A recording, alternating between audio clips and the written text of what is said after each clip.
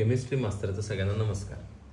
आपण आता थर्मोडायनॅमिक्स टॉपिकमधला 54 नंबरचा प्रॉब्लेम आपण बघणार आहे. तर या प्रॉब्लेममध्ये काय म्हटलं आहे त्यांनी, enthalpy of formation of water at 300 K आणि ॲट अ कॉन्स्टंट व्हॉल्यूम हा किती दिला आहे, -285.8 किलो जूल दिला आहे.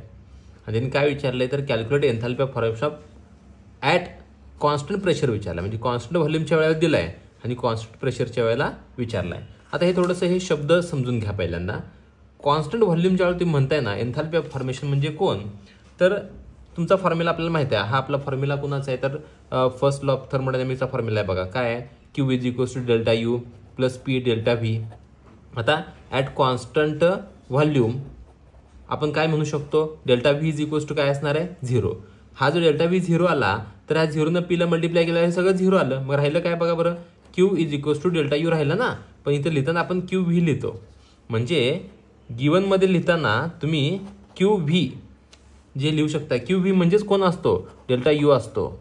कळते का हे QV म्हणजे QV का म्हटलं तर कॉन्स्टंट व्हॉल्यूम आहे ना, व्हॉल्यूम कॉन्स्टंट आहे ना, त्यामुळे तर छोट्या शब्दात व्ही लिहिण्याचं कारण एकच आहे की कॉन्स्टंट व्हॉल्यूम असताना जी काही हीट तुम्ही द्याल त्या हीटचं कन्व्हर्जन वर्कमध्ये न होता ती सगळीची सगळी हीट कशात आली तर इंटरनल एनर्जी म्हणून कन्वर्ट झाली. म्हणजे फॉर एक्झाम्पल आपला प्रेशर कुकर आहे समजा, ह्या प्रेशर कुकरमध्ये आपण काहीतरी शिजत घातले, आपण त्याला Q नावाची हीट दिली तर प्रेशर कुकर गरम गरम होत राहतोय. पण मला सांगा ह्याच्यामधलं व्हॉल्यूम बदलते का, प्रेशर कुकर हा तेवढाच राहतो, व्हॉल्यूम चेंज होत नाही.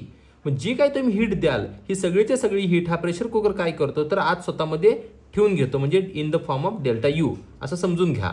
एक्झॅक्ट तसं होत नाही कारण हा प्रेशर गरम होईल तसं मग ही एनर्जी बाहेर जायला सुरुवात होते. पण थोडंसं व्हॉल्यूम कॉन्स्टंट असताना ही सगळी हीट तो आत ॲब्सॉर्ब करून घेतो. इथंपर्यंत फक्त लक्षात ठेवा. म्हणजेच QV = ΔU किती दिलाय तो तर -285.8 किलो जूल हा दिलाय.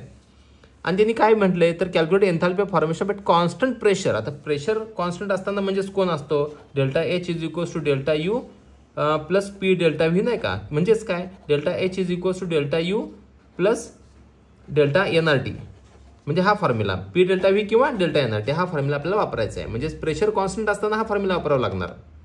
मग हा फॉर्म्युला आपण आता वापरणार आहे. आता कसं करायचं बघूया आपण.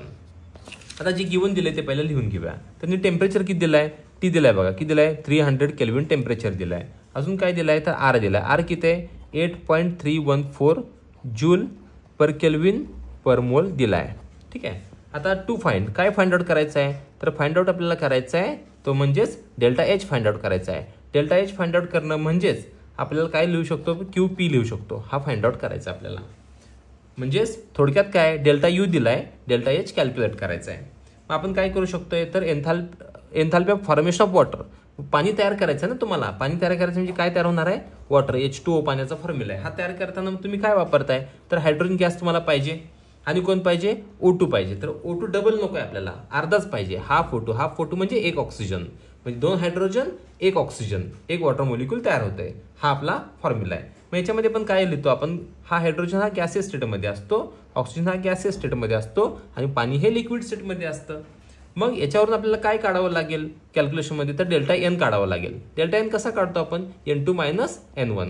मग N2 म्हणजे हा आहे तो कोण आहे तर N2, हा आहे N2 आणि हा कोण आहे तर हा N1 आहे. मग N2 किती आहे आपल्याकडे तर 1 मोल. हा बघा हा एकच मोल आहे ना. मग N1 आहे N2 आहे तो 1 मोल आहे 1.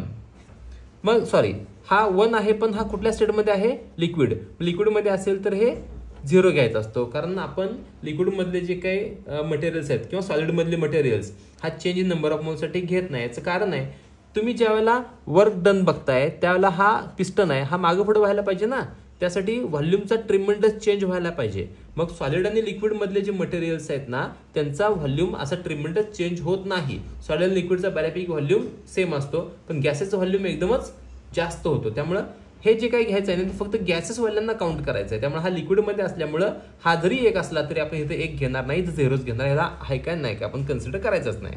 मायनस N1 किती घ्यायचा, हा 1 आणि हा अर्धा, म्हणजे 1 आणि अर्धा किती होतोय तर 1.5. म्हणजे ΔN तुमचा किती आला तर -1.5 आला. हा ΔN तुम्ही काढला. ΔN का काढायचं आपल्याला तर आपला फॉर्म्युला आहे. कोणता फॉर्म्युला आहे तर ΔH = ΔU + ΔNRT हा फॉर्म्युला आपल्याला वापरायचा आहे. मग डेल्टा एच कॅल्क्युलेट करायचा आहे. मग डेल्टा यू तुम्हाला माहिती आहे किती दिला डेल्टा यू तुम्हाला बघायचा आहे -285.8 किलो जूल. मग आता जनरली ही व्हॅल्यू आपण किलो जूलमध्ये ठेवत नाही, जूलमध्ये कन्वर्ट करतो. -285,800 जूलमध्ये कन्वर्ट झाली. म्हणजे हा पॉईंट इथं होता, हा बघा इथनं 3 घरं पुढे सरकवला म्हणजे 1000 मल्टिप्लाय केलं, मग ते जूलमध्ये करून घेतलं. डेल्टा यू किती आहे आपला -285,800. परत प्लस डेल्टा एन किती आहे आपला -1.5. आर किती आहे आपला 8.314 इंटू टेम्परेचर किती आहे 300. मग आता ह्या तिघांची मल्टिप्लिकेशन करायची, याचा लॉग बघायचा, याचा लॉग बघायचा, याचा लॉग बघायचा, तिघांच्या लॉगची बेरीज करायची आणि त्या बेरीजचा अँटीलॉग बघायचा. मग तो अँटीलॉग बघितल्यानंतर किती येतोय बघा बरं -285,800 प्लस मायनस, हा मायनस साईन तर कंटिन्यू होणार आहे. ह्यांचा आन्सर किती येतं माहिती आहे का बघा 3741.3. मग आता ह्या दोघांची काय करायची सम करायची. मग आता किती येते बघा delta H is equals to -289541.3 joule.